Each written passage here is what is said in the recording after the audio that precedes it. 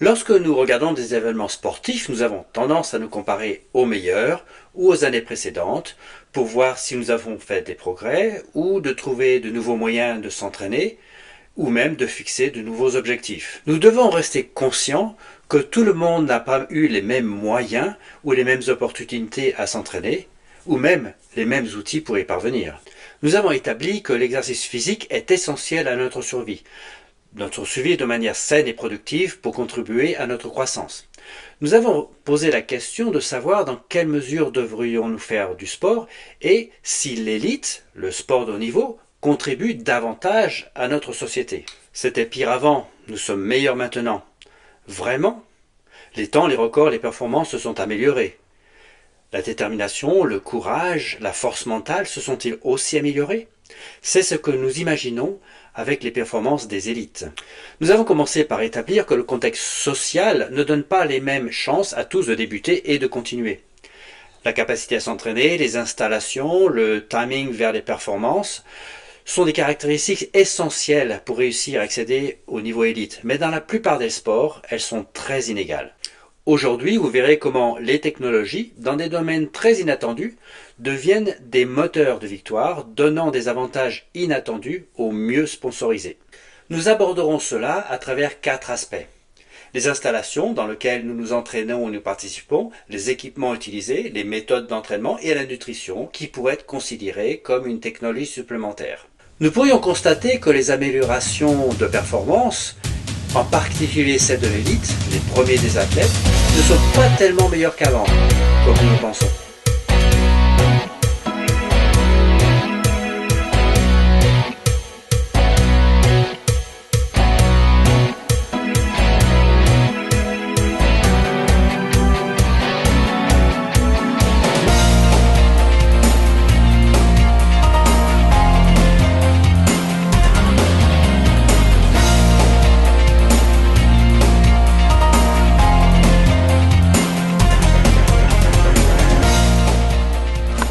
C'était mieux avant, ce sont des mots que nous entendons de génération en génération. Cependant, les conditions ont changé et la technologie a aidé les sociétés à progresser, généralement pour le mieux, cependant avec quelques inconvénients. Nous avons fait des progrès en médecine en oubliant les saignées, les trépanations au profit d'interventions chirurgicales moins invasives et plus sûres, en gérant la douleur avec une anesthésie appropriée dans de meilleures conditions médicales avec de meilleurs équipements. Bien que cela puisse être mal géré ou utilisé et de manière erronée et à de très mauvaises fins par des personnes malveillantes. Nous avons maîtrisé l'énergie au fil du temps, nous avons maîtrisé le feu, puis trouvé d'autres sources d'énergie plus puissantes et réussi à utiliser des moyens moins destructeurs en cours de route, jusqu'à l'exploitation de l'atome, la source ultime et cachée de l'énergie. Mais encore une fois, nous avons réussi à le trouver de mauvaises utilisations. Nous avons amélioré les transports pour nous permettre d'aller toujours plus vite et plus loin, et pour cette croissance incontrôlée, nous payons le prix. Nous avons utilisé des outils pour mieux compter, plus vite, plus de choses, pour gérer des données en quantité toujours plus importante. Il existe, comme toujours, des dangers importants et nos vies peuvent être à nouveau contrôlées par des individus imbéciles, simples d'esprit et sans éthique. La technologie est également présente dans le sport pour réaliser ces activités de manière plus sûre et plus confortable. Cependant, pour l'exercice physique, la question est la suivante. L'utilisation de ces technologies peut-elle être contre-productive par rapport à l'objectif de l'exercice pour notre santé? Le dilemme entre l'utilisation de moyens très basiques ou d'outils pour rendre l'exercice plus facile est là. Vous verrez comment les technologies dans des domaines très inattendus deviennent les principaux moteurs des victoires, donnant des avantages aux sponsors les plus performants. La technique, on peut le dire, est au corps du succès. Ces techniques et technologies évoluent. Il appartient aux concurrents d'adopter ces changements de technologie. Cependant, on peut affirmer que si la technologie est un moteur, alors la concurrence, équitable au niveau physique et mental, est en question.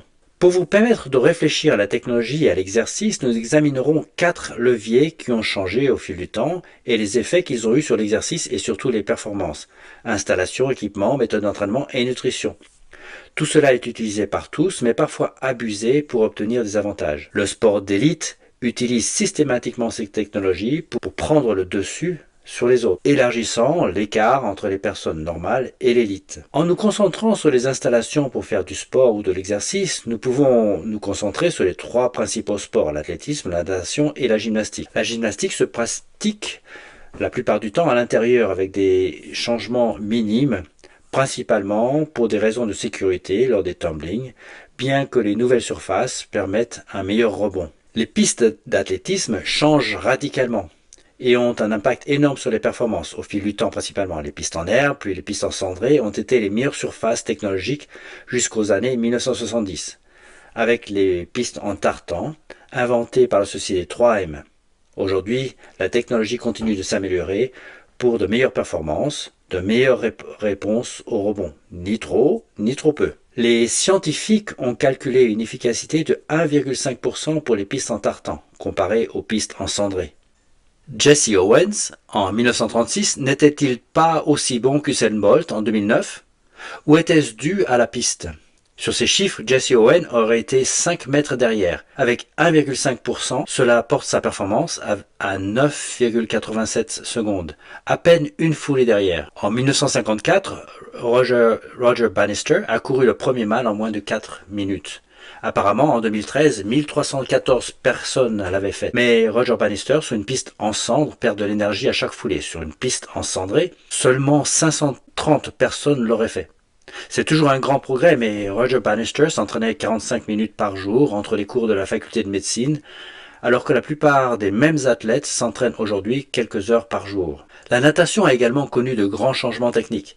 Johnny Weissmuller a battu le record du 100 mètres nage libre en moins d'une minute et a atteint 57,4 secondes en 1922. Weissmuller nageait la tête hors de l'eau comme au water-polo, sans faire de virage, dans des eaux agitées, s'entraînant au mieux 2 jours par semaine. Aujourd'hui, de nombreux nageurs peuvent battre la minute, mais combien peuvent le faire dans les mêmes conditions? Le record du 100 mètres a certes été battu, mais de nombreux changements technologiques ont eu lieu depuis. Ligne de couloir réduisant les turbulences, bassin amélioré, la culbute au virage. En 1956 a permis de faire chuter le record de 2 secondes. En 1976, l'introduction de gouttières sur les bords du bassin a réduit les turbulences et a entraîné une nouvelle chute de 2 secondes. Les épreuves de natation se déroulaient dans des bassins de fortune, généralement dans de l'eau de mer.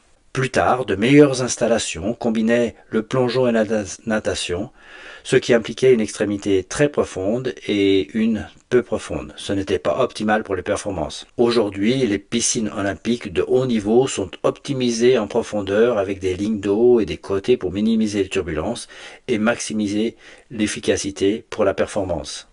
Les matériaux se sont également considérablement améliorés. C'est évident du saut à la perche. D'un bâton de bois à la performance de flexion extrême de la perche synthétique, il n'y a aucune comparaison avec le sport du saut à la perche originel. De retour sur la piste, Jesse Owens a dû faire un petit trou dans le sable pour améliorer son départ. Aujourd'hui, les starting blocks offrent un meilleur temps de réponse et un meilleur rebond. Les chaussures sont l'équipement principal pour courir. Elles se sont également un peu améliorées au fil du temps.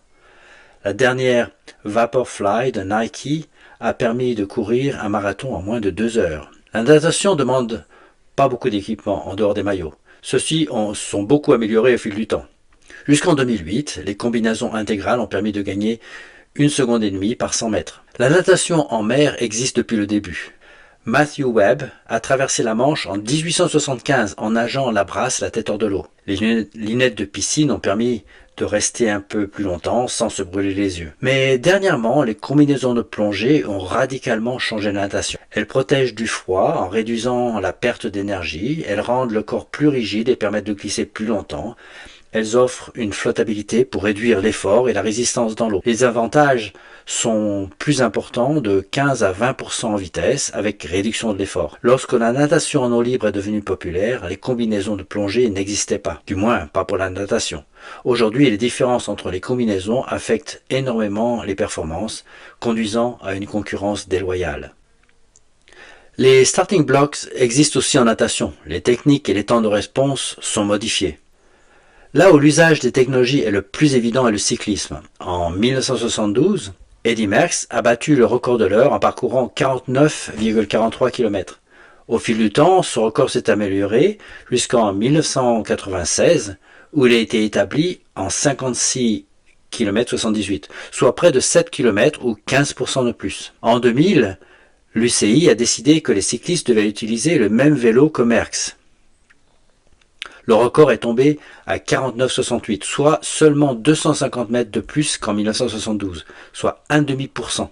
La technologie a été la source avérée de l'amélioration des records. Il existe une fâcheuse tendance à chercher à battre les records, les performances précédentes ou les autres concurrents. Lorsque ces moyens sont artificiels ou technologiques, cela devient une concurrence déloyale. Le triathlon, combinant 3 sports, est un peu un bon exemple. Le triathlon consiste à faire principalement du vélo avec un peu de course à pied et un peu de natation. La désormais célèbre épreuve d'endurance, l'Ironman, consiste en 3,8 km de natation, 180 km de vélo et soit 42 km de course à pied, soit respectivement 1,7%, 80% et 18% des distances. Bien sûr, ces disciplines ne couvrent pas le même terrain.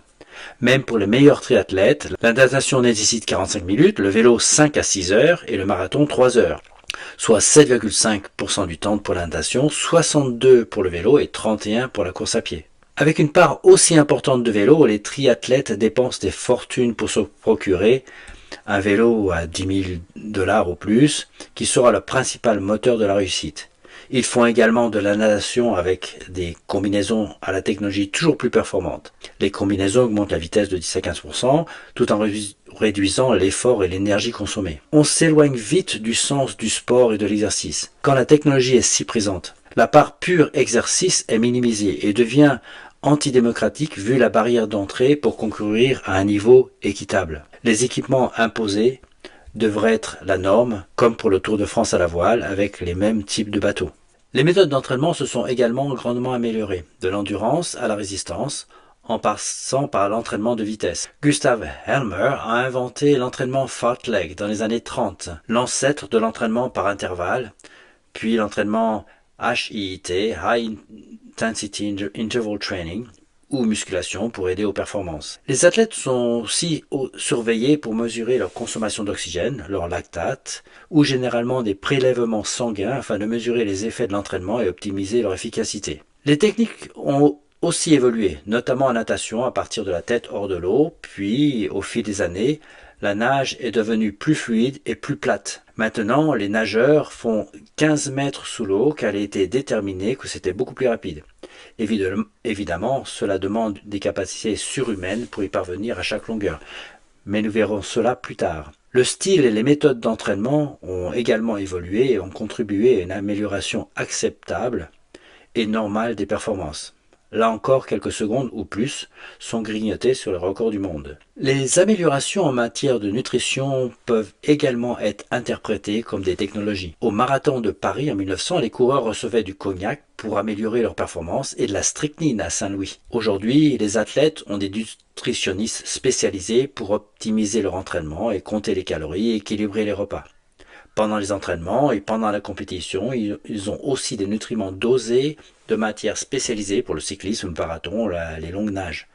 Extrêmement peu de coureurs ou de nageurs s'entraînent sans eau ou sans bouteille de nutriments. Même les joggeurs du dimanche courent avec des sacs d'hydratation sur le dos ou la ceinture. Le contenu a même évolué vers des combinaisons de nutriments dignes de l'âge spatial. Ceux-ci contiennent en plus des liquides, des vitamines, des électrolytes, des sucres, des protéines, des glucides, des minéraux, dans des proportions parfaitement dosées pour chaque type d'exercice. Aucune épreuve de longue distance ne se passe de ces technologies améliorant la performance. À quel point les athlètes du passé auraient-ils été plus rapides avec ces produits avant ou pendant la course ? Les progrès technologiques dans les installations, les matériaux, les méthodes d'entraînement et la nutrition influent grandement les performances au fil du temps, en particulier chez les sportifs de haut niveau, qui contribuent à ces progrès ou en sont nécessairement les utilisateurs assidus. Tout cela est utilisé par tous, mais parfois abusé pour obtenir des avantages. Les athlètes d'élite sont des utilisateurs systématiques de ces technologies pour prendre le dessus sur les autres, élargissant encore l'écart entre les personnes normales et l'élite. En 1936 encore, Jesse Owens n'était pas aussi bon qu'Usain Bolt en 2009. Où était-ce dû à la piste ? Sur ces chiffres, Jesse Owens aurait été 5 mètres derrière. Qui était vraiment plus rapide ? S'il avait couru sur une meilleure piste ? S'il avait eu des starting blocks ? S'il avait eu de meilleures chaussures ? S'il avait eu de meilleures possibilités d'entraînement avec des vidéos pour détailler chacun de ses mouvements et des moniteurs cardiaques ou minéraux. S'il avait eu une meilleure alimentation. Il faut savoir qu'Usain Bolt est 1/10 de seconde meilleur que le deuxième performeur de tous les temps. Pour la natation, les changements ont été bien plus importants, tout simplement au niveau des installations. De l'eau libre aux piscines parfaites. Les techniques ont énormément changé, d'où les avancées. Nager la tête hors de l'eau est très fatigant et inefficace. Johnny Weissmuller était-il plus lent que Pan Zandle? Oui, 9 secondes, mais sans lunettes et autres moyens. Qui était vraiment le plus rapide? Avec de meilleures lignes de couloir, avec de meilleures piscines, avec la tête hors de l'eau et une vidéo optimisée, avec des virages en culbute qui étaient aussi un grand avantage, pas besoin de toucher le mur avec la main, avec un entraînement qui a énormément changé depuis l'époque où Tarzan s'entraînait devant un miroir par rapport aux entraînements biquotidiens des travailleurs professionnels. Plus rapide, nous n'en sommes plus si sûrs. Bien évidemment, de nombreux autres changements se sont produits au fil du temps et ont eu un impact sur les performances. Des changements considérables dans les entraînements simplement dus au fait que nous avons maintenant des athlètes professionnels qui ont toute la journée pour optimiser leur entraînement. Le rasage aide aussi en natation ou en vélo, où la résistance au vent ou à l'eau joue un rôle important. Des tapis roulants ou autres appareils de musculation existent pour chaque sport. Un suivi de la consommation et de la physiologie est disponible, et la nutrition et les produits spécialisés qui se rapprochent du dopage. Pour illustrer cette vidéo, je continue avec mon exemple personnel dans les domaines abordés liés à la technologie. Installation, équipement, entraînement et nutrition. Cela concerne principalement la natation, mais c'est un exemple concret et personnel. J'ai battu un record du 400 mètres 4 nages national pour atteindre à peu près le 10e temps mondial. La piscine avait un bloc de départ, faisait 50 mètres. Les lignes d'eau étaient une corde avec des bouchons de liège parsemés comme des beignets. Il y avait une partie profonde de 8 mètres, je crois, et une partie peu profonde de 60 cm, à peine suffisante pour faire une culbute en natation, en crawl. Les gouttières étaient des murs droits, certainement pas la plus rapide des piscines. Comme équipement, j'avais un maillot de bain et des lunettes. Cependant, au début de ma carrière, nous n'en avions pas. Nos yeux brûlaient tellement qu'après 20 minutes dans l'eau, il fallait passer 10 minutes dans une douche froide pour réduire la brûlure. Les méthodes d'entraînement étaient aussi bonnes que l'entraîneur et nous copions parfois des séances d'entraînement que nous pensions être les meilleures. Outre la fréquence cardiaque, nous n'avions aucune mesure de l'efficacité de nos entraînements. Aujourd'hui, les athlètes mesurent leur lactate, leur taux de minéraux. Ils ont même recours à des psychologues pour les préparer mentalement à la motivation ou à la compétition. Est-ce cela la valeur du sport ou de l'individu, ou est-ce simplement un lavage de cerveau? En ce qui concerne les changements techniques, ils ont eu également un impact considérable comparé à la natation actuelle. En dos, il fallait toucher le mur avec la main, contrairement à la culbute actuelle qui est beaucoup plus rapide et beaucoup plus douce. Ceci contribue à peu près 2 secondes de gain par 100 mètres. En brasse, la tête devait être en dehors de l'eau en permanence. C'est non seulement plus fatigant, mais beaucoup moins efficace et valant au moins aussi 2 secondes par 100 mètres. Les techniques de papillon et de nage libre étaient également très différentes. Les culbutes étaient plus rapides et il n'y avait pas de coulée sous l'eau. En ce qui concerne la nutrition, quelques exemples me viennent à l'esprit. Lors de ma première compétition, je me suis qualifié le matin pour la finale de l'après-midi. L'entraîneur, très content de cette petite équipe, m'a offert un très beau steak frites. Et il m'a même offert le sien pour, d'après lui, me donner des forces pour la finale de 16 heures. Probablement la pire nourriture au pire moment, mais c'est ce que l'on pensait à l'époque. Beaucoup plus tard, à l'université, l'entraîneur nous avait assuré que ne pas prendre de glucides pendant 10 jours et en prendre beaucoup 2 jours avant la compétition nous donnerait un boost de la performance. J'ai perdu 4 kilos dans ces 10 jours d'une silhouette déjà maigre et je n'ai pas fait mon meilleur temps. L'année suivante, il nous avait dit que ça n'avait pas marché parce qu'on n'avait pas fait comme il faut. Donc 15 jours sans glucides et 1 jour avant la compétition. J'étais tellement faible le moment de la finale que je ne pensais ne pas pouvoir terminer. Aujourd'hui, les athlètes mangent toujours ce qu'il faut avec l'aide de nutritionnistes. Ils reçoivent des minéraux boostés, des stimulants, de bonnes protéines au bon moment. Oui, ce sont de meilleures technologies pour obtenir de bien meilleures performances. Le dernier exemple récent, on m'a refusé de participer à une compétition en eau libre, en mer, parce que je ne portais pas de combinaison. Les technologies aujourd'hui non seulement réduisent le vrai sport et l'exercice, mais sont désormais imposées. Si vous voulez participer vraiment, équitablement, honnêtement, proprement, ce n'est plus possible. J'espère que cette expérience personnelle donne quelques comparaisons et exemples concrets sur l'impact des technologies sur les performances. Si la vision du sport est celle du courage, la valeur de l'équité, l'accès social et l'utilisation de la technologie n'ont aucun rapport avec ces valeurs. Ils n'ont non plus pas de rapport avec les objectifs de santé que nous souhaitons atteindre. L'accès privilégié aux installations, aux entraînements spécialisés utilisant de nombreuses technologies telles que les combinaisons de plongée, les vélos, les chaussures, les nutriments, ne sont là que pour essayer d'être le meilleur, mais pas pour vouloir être le premier. Les premiers sauteurs en hauteur ont utilisé le saut en ciseaux pour atteindre 2013 jusqu'en 1968. Les sauteurs utilisant le saut en rouleau avec le russe Valery Brumel qui a atteint 2,28 m. En 1968, Dick Fosbury a remporté l'or aux Jeux Olympiques de Mexico avec le nouveau flop. Depuis, seuls les floppers de Fosbury ont battu des records du monde, masculins et féminins, pour atteindre 2,45 m pour les hommes et 2,10 m pour les femmes. Il s'agit d'un changement de technologie, de technique dans ce cas, que tout le monde doit adopter pour concourir au niveau international. Les athlètes du monde entier se livrent à une concurrence acharnée. Les courses sont remportées par des différences extrêmement faibles. Par exemple, écoutez une différence d'1 seconde. C'était 1 seconde. Si Jesse Owens en 1936 sur la piste cendrée avait couru avec Usain Bolt, ça aurait été ça. C'est la différence d'une demi-seconde de 10,02 à 9,58. De nombreuses courses se gagnent en dixièmes de seconde, c'est ça. Vous voyez que des changements minimes dans la technologie peuvent créer des gagnants et des perdants. Si vous avez des chaussures légèrement meilleures, une meilleure combinaison, un meilleur vélo, de meilleures conditions, une meilleure nutrition, une meilleure technique, vous gagnez. Ce n'est pas forcément beaucoup, mais ce léger avantage peut vous faire terminer premier ou dernier.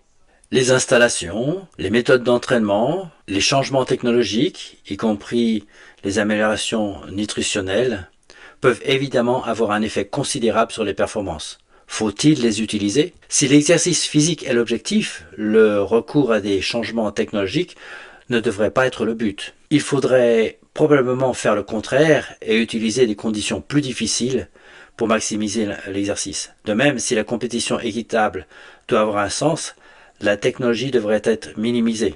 La technologie devient de plus en plus répandue et constitue le moteur le plus important des performances dans tous les sports.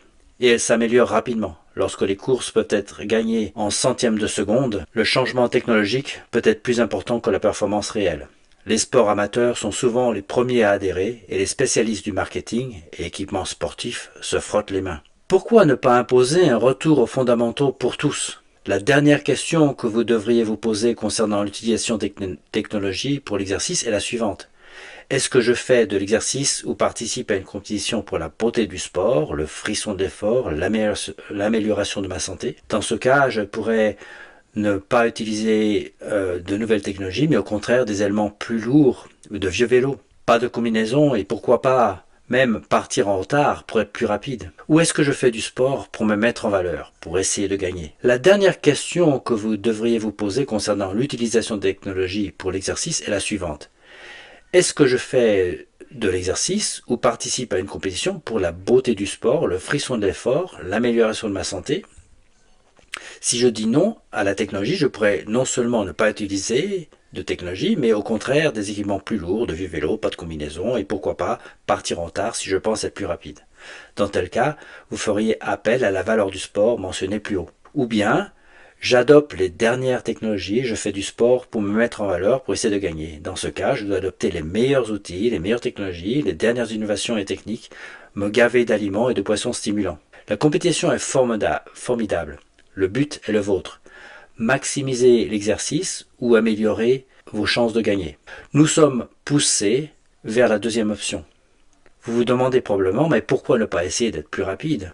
La question est de savoir pourquoi seriez-vous plus rapide que les autres, grâce à la technologie ou parce que vous essayez simplement d'être votre meilleur, intrépide, courageux, valeureux, honnête et en meilleure santé.